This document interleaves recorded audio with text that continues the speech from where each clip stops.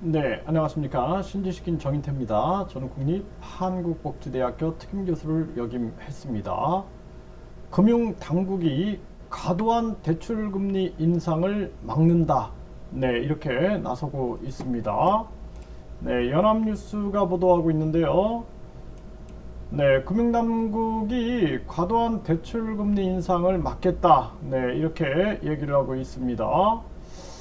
그래서 이 부분에 대해서 사실상 현재 이 급격한 금리 인상으로 인해서 누군가는 이 금융 세력들과 현금 부자들은 이자 잔치를 하고 있어요. 이자 잔치를.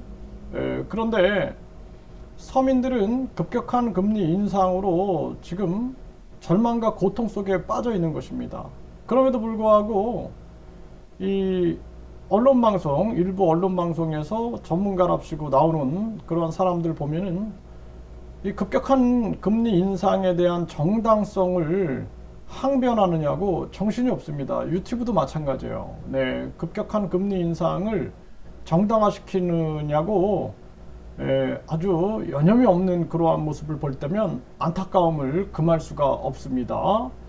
그래서 지금 이 급격한 금리 인상이라는 것은 이 우리 국민들이 연준이라는 미국의 중앙은행이 사기업은행연합회, 민간은행연합회, 그리고 이 유대 금융 세력들이 장악하고 있다라는 부분들을 잊어서는 안 되는 것입니다. 그리고 우리나라가 빨리 미국 연준으로부터 이 독립이 돼야 돼요. 독립. 네, 미국 연준으로부터 독립되지 않으면은 우리나라와 상관없이 미국 때문에 결국에는 계속해서 미국의 금융 세력들이 장난질을 하게 되면은 이거는 뭐 국민들이 안심을 할 수가 없는 겁니다. 언제 또 금리가 내려가고 언제 또 올라가고 이 장난질에 결국에는 많은 국민들이 혼돈 속에서 온전한 경제 활동을 못하게 되는 거죠. 이게 안타까운 일이 아닐 수가 없다라는 것입니다. 그래서 미국이 이 금리를 올려야 할 때는 올리지 않고 그리고 전염병 상황 속에서 완전히 뒷북치듯이 정책을 펼치면서 자기들의 기축통화 독점을 위하여 이런 일들을 전개한 부분들이 크고 또 메이드 인 아메리카다 그러면서 세계 공장들과 우리나라 같은 경우에 삼성, 현대, LG, SK 그리고 바이오생명과학 이런 등등을 미국으로 끌어가면서 미국은 지금 고용시장이 아주 호황이죠. 근데 다른 나라들한테는 인플레이션하고 경제 위기를 수출을 한 그러한 정황인데 이 부분에 대해서 우리 국민들이 명확하게 알아야 된다. 그리고 세계 경제가 케인즈가 얘기했던 것처럼 한 나라가 기축통화를 유지한다라는 것은 굉장히 위험한 발상이에요. 이거는 전쟁이 일어날 수밖에 없는 건데 그래서 케인즈는 양심적으로 방코르라는 세계 화폐를 만들자라고 얘기를 한 겁니다. 교역을 할 때는 세계 화폐를 통해서 교역을 할 수 있게끔 하자.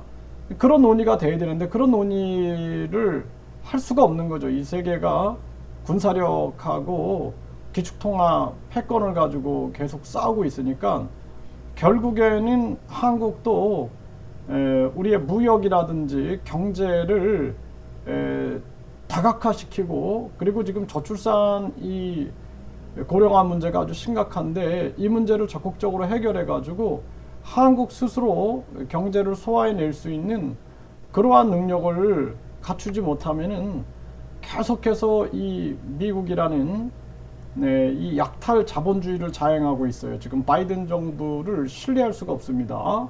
이러한 부분들에 의해서 결국에는 큰 피해를 입을 수밖에 없는 거죠.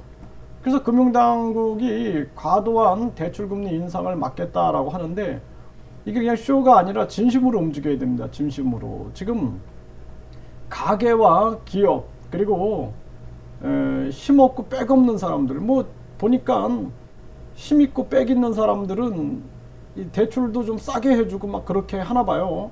그래서 뭐 농협에서 조합장이 이 해당 사항이 되지도 않는 사람한테 대출을 해주고 또 몇몇 은행에서는 대출 비리 사건들 이런 것들이 막 터지고 있는데 이게 뭐 결국에는 피해보는 사람은 힘없고 백없는 사람들 그런 사람들만 피해보는 게 아닌가라는 생각을 안 할 수가 없습니다.